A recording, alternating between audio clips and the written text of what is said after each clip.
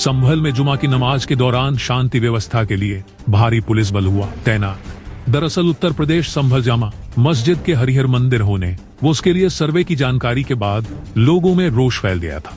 उसकी के बाद से ही पुलिस प्रशासन की ओर से सतर्कता बढ़ा दी गई थी। साथ ही इंटरनेट मीडिया पर भी खास नजर रखी जा रही थी। इस दौरान आज जुम्मे की नमाज पढ़ने पहुंचे सपा सांसद जियाउर रहमान वर्क ने सुनिए इस मामले पर क्या कुछ कहा।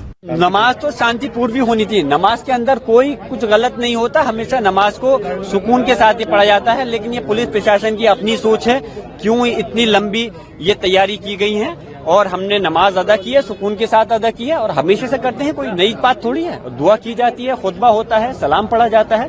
लेकिन मैं फिर से कहूंगा कि इस प्रदेश और देश के अंदर जो लोग माहौल खराब कर रहे हैं, नए नए मामले उन धार्मिक स्थलों के खिलाफ कोर्ट में डाल रहे हैं और उस प्लेस ऑफ वर्शिप एक्ट का सीधा उल्लंघन कर रहे हैं, तो बल्कि मैं चाहूंगा कि इसमें तो उन लोगों के खिलाफ कार्रवाई होनी चाहिए और कोर्ट को जुर्माना लगाना चाहिए। ऐसे लोगों के खिलाफ में सजा देनी चाहिए जो कानून के बनाए हुए पार्लियामेंट के द्वारा कानून को उसके खिलाफ नया मुहज तैयार कर रहे हैं। हमारा प्लेस ऑफ वर्शिप एक्ट 1991 में जो पार्लियामेंट ने बनाया था, उसके अंदर सिर्फ बाबरी मस्जिद को छोड़ करके बाकी सारे धार्मिक स्थलों पर लागू होता है। किसी भी धर्म के स्थलों कि अगर वो 15 अगस्त 1947 से पहले से बने हुए हैं तो वो उनके साथ में किसी प्रकार का खिलवाड़ नहीं किया जाएगा। उनके ऊपर कोई पेंडिंग केस भी है तो उनको बंद कर दिया जाएगा।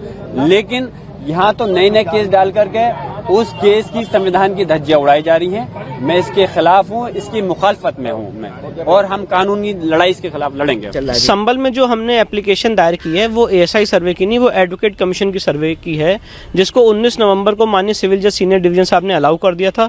उस दिन शाम को 6 बजे से लेके 7:30 बजे तक सर्वे भी हुआ था। आगे भी अभी इसमें सर्वे होना है। एडवोकेट कमिश्नर महोदय इसकी तिथि और तारीख तय करेंगे और इसके बाद आगे हम वहाँ पे सर्वेक्षण करेंगे। संभल का जो पूरा मुद्दा है वो बेसिकली हमारा ये कहना है कि ये श्री हरिहर मंदिर था जो पृथ्वीराज चौहान के समय बना था और यहीं पे कल की अवतार होना है। बाबर ने 1526-1529 में जगह को तोड़ा।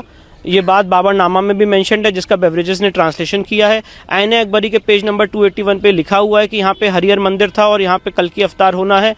ये बात अकबर के कोर्ट मास्टर अबुल फजल ने लिखी है 1600 के दशक में। अलेक्जेंडर कैनिंगम जो आर्कियोलॉजिकल सर्वे ऑफ इंडिया के डायरेक्टर जनरल थे, उन्होंने भी यहाँ पे सर्वेक्षण किया है 1873 से 1875 के बीच में, और उन्होंने पाया था कि एक हिंदू मंदिर का परिसर है जिसको गलत ढंग से मस्जिद का रूप देने की कोशिश की गई है।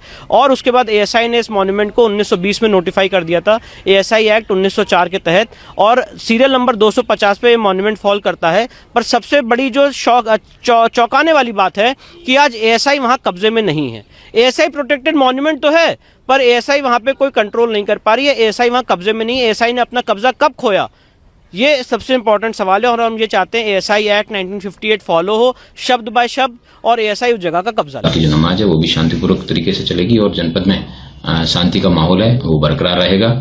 और कोई भी व्यक्ति शांति व्यवस्था को बिगाड़ने का प्रयास करता है या कोई भी अराजकता फैलाने का प्रयास करेगा, उसके खिलाफ कठोरतम कार्रवाई है अमल में लाई जाएगी। जनपद संभल में जामा मस्जिद पर कुछ दिन पूर्व सर्वे हुआ था कोर्ट के आदेश के अनुसार।